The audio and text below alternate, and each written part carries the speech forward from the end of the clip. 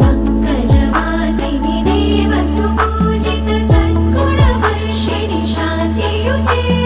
जय जय हे मधुसूदन कामिनि आदिलक्ष्मि जय पालय माम्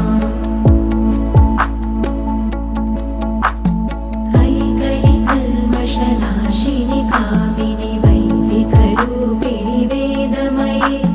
क्षीरसमुद्भव मङ्गलरूपिणि मन्त्रनिवासिनि मन्त्रनुते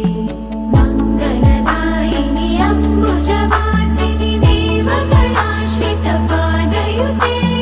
जय जय हे मधुसूदन कामिनि धान्यलक्ष्मि जय पालय माम्